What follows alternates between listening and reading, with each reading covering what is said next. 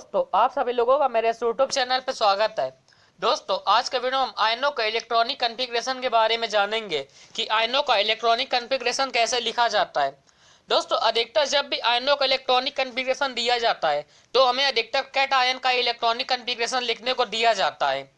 तो दोस्तों हम कैट आयनों के इलेक्ट्रॉनिक कॉन्फ़िगरेशन के बारे में जान लेते हैं कि जो उनमें प्लस चार्ज होता है वो किस इलेक्ट्रॉन के और किस सबसेल से जो इलेक्ट्रॉन निकलता है उस कारण से आता है।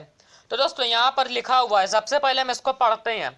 इन general in the process of ionization the first electrons are lost from the subshell with the higher n and if n is same then from the subshell with the highest N.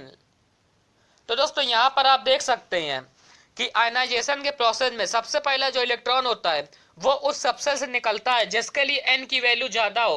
दोस्तों यहाँ पर N का मतलब principal quantum number से है, और अगर N की वैल्यू सेम है तो जो इलेक्ट्रॉन है वो उस सबसेल से निकलेगा जिसके लिए एल की वैल्यू ज्यादा हो।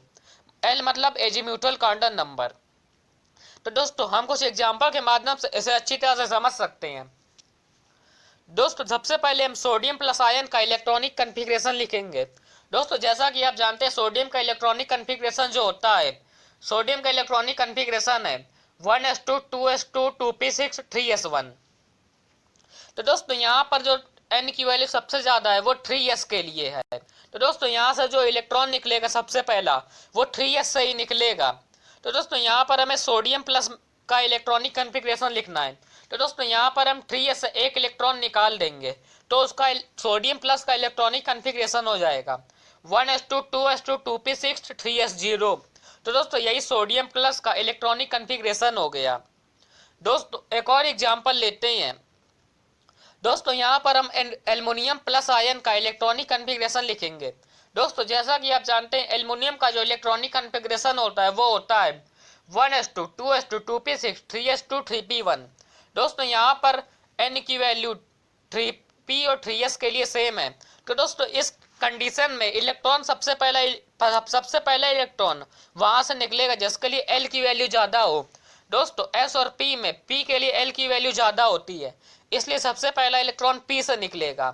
तो दोस्तों यहाँ पर चूंकि हमें 3 इलेक्ट्रॉन निकालने हैं इसलिए एक इलेक्ट्रॉन p से निकाल दिया और 2 इलेक्ट्रॉन s से निकाल दिया। तो दोस्तों इस तरह से एल्युमिनियम प्लस 3 का इलेक्ट्रॉनिक कॉन्फ़िगरेशन हो गया 1s2 2s2 2p6 3s0 3p0। तो दोस्तों यही एल्युमिनियम प्लस 3 का इलेक्ट्रॉनिक कॉन्फ़िगरेशन हो गया। दोस्तों अगला एग्जांपल लेते हैं। दोस्तों अगला एग्जांपल है, हमें Fe+2 और Fe+3 आयन का इलेक्ट्रॉनिक कॉन्फ़िगरेशन लिखना है। दोस्तों जैसा कि आप जानते हैं आयरन का इलेक्ट्रॉनिक कॉन्फ़िगरेशन होता है 1s2 2s2 2p6 3s2 3p6 4s2 3d6। तो दोस्तों यहाँ पर जो इलेक्ट्रॉन निकलेगा वो सबसे पहले 4s से निकलेगा। अगर 4s के बाद भी इलेक्ट्रॉनों को निकालना है तो फिर 3d से निकलेगा। तो दोस्तों यहाँ पर Fe+2 आयन का इलेक्ट्रॉनिक कॉन्फ़िगरेशन होगा, हम 4s से 2 इलेक्ट्रॉन निकाल देंगे। तो दोस्तों इसका इलेक्ट्रॉनिक कॉन्फ़िगरेशन होगा 1s2 2s2 2p6 3s2 3p6 4s0 3d6। तो दोस्तों ये तो Fe+2 आयन का इलेक्ट्रॉनिक कॉन्फ़िगरेशन हो गया। तो दोस्तों अब हम Fe+3 आयन का इलेक्ट्रॉनिक कॉन्फ़िगरेशन देखते हैं। दोस्तों Fe+3 आयन में सबसे पहले 4s से 2 इलेक्ट्रॉन निकल जाएगा और एक इलेक्ट्रॉन और निकालना है तो वो इलेक्ट्रॉन 3d से निकले। तो दोस्तों Fe+3 आयन का इलेक्ट्रॉनिक कॉन्फ़िगरेशन हो गया 1s2 2s2 2p6 3s2 3p6 4s0 और 3d5। तो दोस्तों ये Fe+2 और Fe+3 आयन का इलेक्ट्रॉनिक कॉन्फ़िगरेशन हो गया। तो दोस्तों इसी पर एक इम्पॉर्टेंट सवाल पूछ लेता है कि Fe+2 और Fe+3 आयन में कौन ज़्यादा स्टेबल है। तो दोस्तों आप इन दोनों के इलेक्ट्रॉनिक कॉन्फ़िगरेशन में देख सकते हैं आउटर मोस्ट सेल में कि जो Fe+2 है उसमें आखिरी में 4s0 और 3d6 आ रहा है, और जो Fe+3 है उसमें 4s0 और 3d5 आ रहा है। तो दोस्तों हाफ फील्ड और फुल फील्ड जो ऑर्बिटल होते हैं वो ज़्यादा स्टेबल होते हैं। दोस्तों यहाँ पर 3d5 जो है ये सब इलेक्ट्रॉन इसमें हाफ फील्ड है, और लेकिन जो 3d6 है इसमें हाफ फील्ड के बाद भी एक इलेक्ट्रॉन भरा गया है। तो दोस्तों इस तरह से Fe+3 आयन जो है वो ज़्यादा स्टेबल हो गया है। तो दोस्तों ये तो उस इम्पोर्टेंट क्वेश्चन की बात हो गई।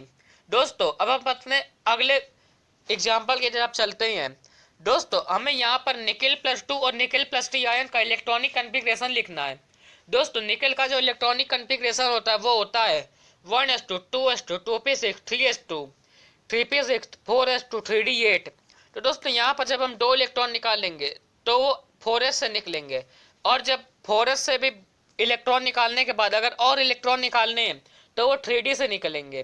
तो दोस्तों Na+2 आयन का इलेक्ट्रॉनिक कन्फिग्रेशन होगा 1s2 2s2 2p6 3s2 3p6 4s0 और 3d8।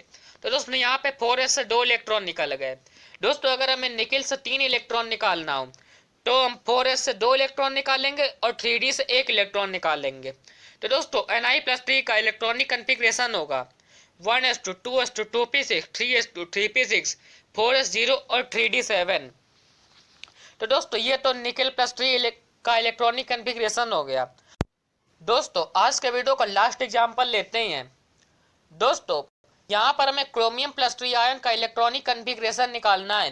दोस्तों जैसा कि आप जानते हैं क्रोमियम का इलेक्ट्रॉनिक कन्फिग्रेशन होता है 1s2 2s2 2p6 3s2 3p6 4s1 और 3d5। तो दोस्तों जब हम ये यहाँ से 3 इलेक्ट्रॉन निकालने तो हम 4s से 1 इलेक्ट्रॉन निकालेंगे और 3d से 2 इलेक्ट्रॉन निकालेंगे। तो दोस्तों यहाँ पर क्रोमियम+3 आयन का इलेक्ट्रॉनिक कन्फिग्रेशन होगा 1s2 2s2 2p6 3s2 3p6 4s0 और 3d3। तो दोस्तों ये तो क्रोमियम+3 आयन का इलेक्ट्रॉनिक कन्फिग्रेशन हो गया। तो दोस्तों उम्मीद करता हूँ आप लोग आयनों का इलेक्ट्रॉनिक कन्फिग्रेशन निकालना अच्छे से सीख गए होंगे। तो दोस्तों आज के वीडियो को यहीं पर हम खत्म करते हैं। दोस्तों एक एग्जांपल आप लोग के लिए। दोस्तों कॉपर+2 आयन का इलेक्ट्रॉनिक कन्फिग्रेशन आप लोग कमेंट बॉक्स में लिख के जरूर बताइएगा।